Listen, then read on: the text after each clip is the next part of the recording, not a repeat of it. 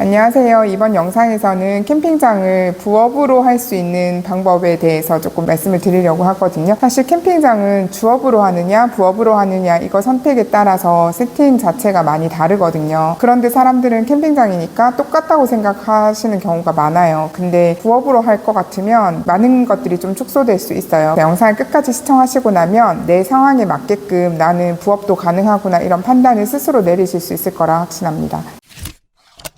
부업으로는 요즘 주 5일 근무제니까 보통 주말에 운영을 한다고 보시면 되고요. 저도 금요일부터 캠핑객을 받지만 금요일보다는 오히려 토요일, 일요일 이렇게 1박 2일 예약이 훨씬 더 많은 상황이거든요. 금요일날 예약이 있는 경우는 입실 자체도 많이 늦어요. 그래서 저희도 일을 끝내고 그 입실객을 맞을 수 있을 정도로 입실객들이 5시 이후에 오는 경우가 되게 거의 대부분이시거든요. 그런데 이제 내가 부업으로 이걸 운영한다. 그러면 제일 중요한 게 첫 번째가 캠핑장 사이트 수예요. 사이트 수를 많이 하시면 안 돼요. 저는 이제 18개를 하고 있는데요. 18개는 사실 혼자 하기는 조금 버거운 감이 있거든요. 그래서 아마 혼자 하신다고 하면 저는 10개 내외가 제일 좋을 것 같아요. 딱 나 혼자 주말에만 부업으로 한다. 그러면 10개 정도의 사이트를 생각하시고 캠핑장을 세팅하시면 좋을 것 같아요. 두 번째는 이거는 이제 뭐 캠핑장을 부업으로 하든 본업으로 하든 모두 다 해당되는 상황인데요. 어느 정도의 캠핑장 운영이라는 게 내 적성과 상황에 좀 맞아야 돼요. 캠핑장을 운영하다 보면 시설물들에서 잔잔하게 고장도 있지만 뭐 소소하게 등이 수명이 다 돼서 떨어진다거나 뭐 화장실 변기에도 남자 소변기 같은 경우에는 건전지를 갈고 끼워야 되는 상황이 있거든요. 그런 것처럼 간단한 고장이라든지 비품 가는 거 뭐 진짜 전등이 나갔다 뭐 이런 간단한 것들을 내가 할 수 있을 정도가 돼야 돼요. 전부 그런 거 있을 때마다 뭐 사람을 불러 쓸 수는 없잖아요. 그런 적성이 맞아야 캠핑장 운영을 그래도 해보라고 말씀드리고 싶고요. 아이들 같은 경우도 주말에 내가 돌봐야 될 어린 자녀가 있다. 그러면 사실 캠핑장을 운영하기가 쉽지는 않아요. 왜냐하면 주말에는 이제 아이들을 돌봐야 되는데 저희 캠핑장을 부업으로 할 경우에는 주말을 딱 온전히 빼서 이 캠핑장 일에 쏟으셔야 돼요. 그래서 나는 좀 아이들 어느 정도 키웠거나 아니면 나는 아직 아이가 없어. 이런 분들은 이제 주말에 캠핑장을 부업으로 충분히 운영할 수 있고요. 그 다음에 캠핑에 대한 어느 정도 공감이나 정서적 낭만 같은 걸 조금 느낄 수 있는 분이 하면 훨씬 좋을 것 같아요. 캠핑장에 대한 전혀 공감대가 없으신 분이 캠핑장을 운영하기는 사실 쉬운 건 아니고 그렇다고 안 되는 건 아니지만 정서적 공감대가 있으신 분이 운영을 하면 훨씬 좋을 것 같다고 말씀드리고 싶습니다. 사이트 수랑 적성과 환경을 고려하셨다면 세 번째는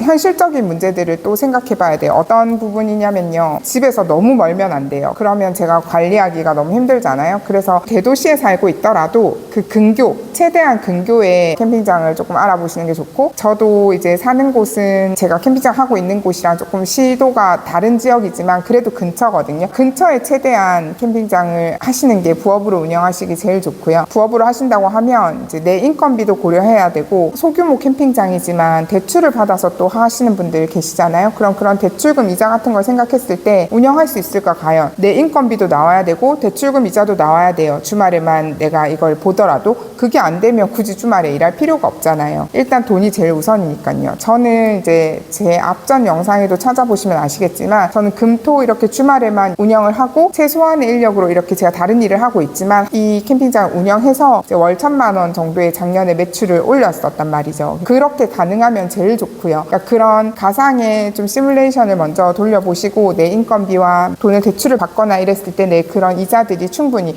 원금까지도 갚을 수 있다는 그런 계산이 나오셨을 때 하시는 게 좋을 것 같아요.